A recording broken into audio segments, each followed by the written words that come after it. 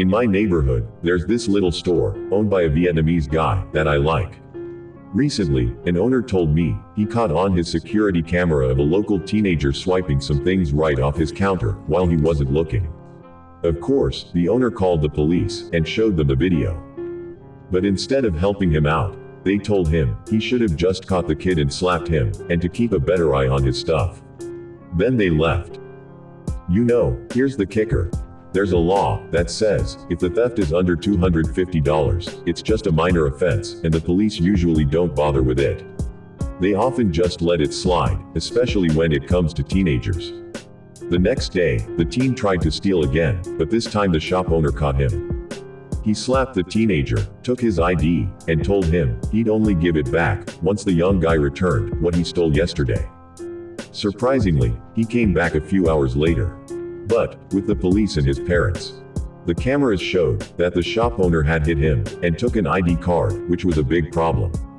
So, the Vietnamese guy ended up with a hefty fine.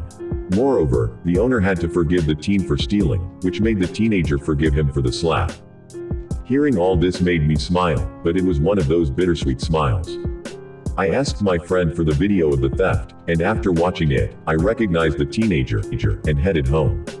On my way, I swung by a nearby park, where the local teens hang out.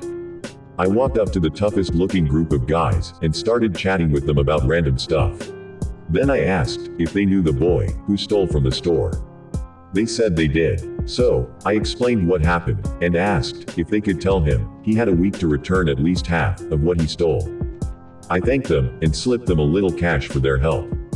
A few days later, I finally made it back to the store. As soon as I walked in, the Vietnamese guy was smiling and told me that the young guy had come back, gave him money for stolen things, and actually apologized before making a quick exit. That put a smile on my face, but this time it was a happy one. This whole situation made me think deeply about self-protection. Not everyone might agree how I handled it, but the truth is, the law and the police don't always have the victims' backs. Sometimes it feels like the criminals know how to play the system better than the rest of us.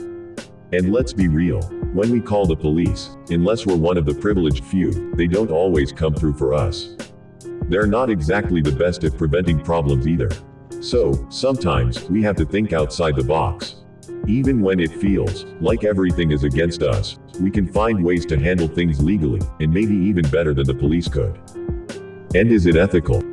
Who knows? Is it ethical to steal, and then complain to the authorities about being caught? Not really.